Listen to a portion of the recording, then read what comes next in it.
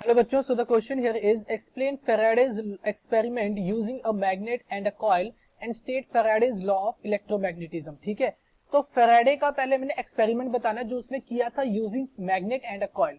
ठीक है, तो देखो Faraday ने किया क्या था कि उसने एक कॉइल लिया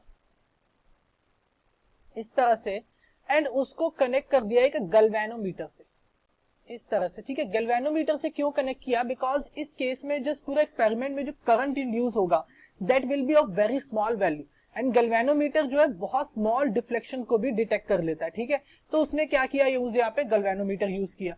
अब उसने क्या किया कि इस कॉइल के अंदर, ठीक है, इस कॉइल को मैं थोड़ा बड़ा कर देता हूं। देखो इसने क्या किया, इस कॉइल के अंदर एक मैग्नेट को रखा। ठीक है, एक मैग्नेट को रख दिया इस तरह से, एक मैग्नेट को रखा लेकिन उसने होल्ड कर लिया उसको, मतलब रेस्ट पे एकदम होल्ड कर दिया। ठीक है, तो जब उसने होल्ड किया हुआ था इस मैग्नेट को, then he observed there is no deflection in galvanometer. ठीक है, तो उसने क्या ऑब्जर्व किया कि गैल्वेनोमीटर में कोई डिफ्लेक्शन नहीं है, इट मींस कि कोई करंट फ्लो नहीं कर रहा था उस सर्किट में। ठीक है, अब उसने क्या किया कि इस जो मैग्नेट था, इस मैग्नेट को टुवर्ड्स द कॉइल मूव करने लगा, यानी कि कॉइल के अंदर मूव करने लगा। ठीक है, तो अब क्या हुआ कि upon moving the coil, sorry, upon moving the magnet towards the coil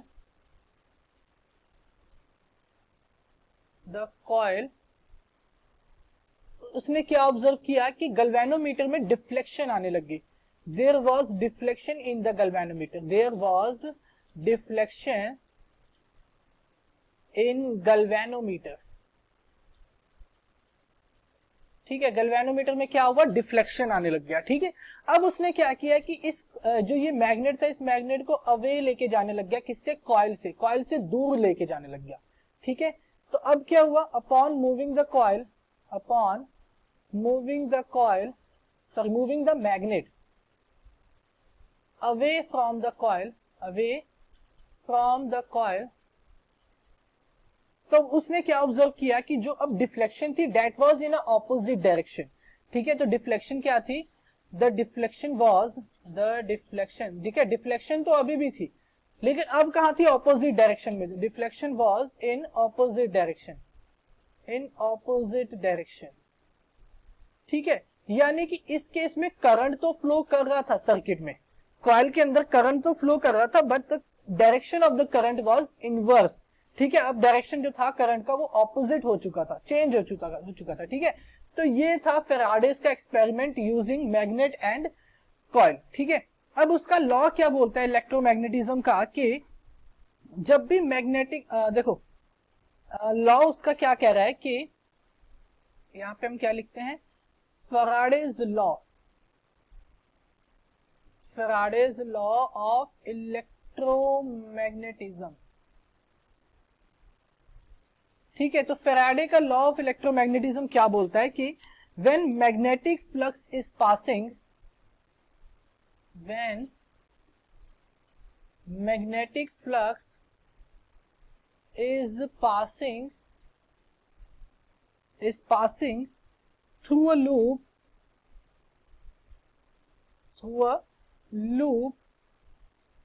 changes with time,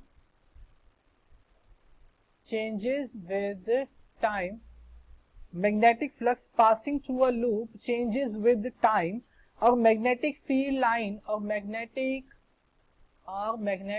line of forces are cut by the conducting wire,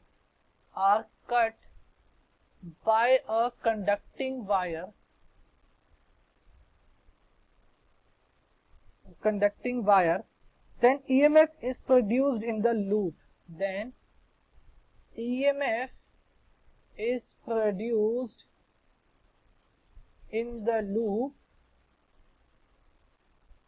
और इन द वायर। ठीक है, तो ईएमएफ प्रोड्यूस होती है उस लूप में या फिर उस वायर में। ठीक है, और इसी को हम क्या बोलते हैं, इसे हम बोलते हैं फैराडेज लॉ ऑफ इलेक्ट्रोमैग्नेटिज्म। ठीक है, इसे क्या बोलते हैं, फैराडेज लॉ ऑफ इलेक्ट्रोमैग्नेटिज्म। ठीक, तो ये हमारा आंसर हो जाएगा। I hope you understand it well, thank you.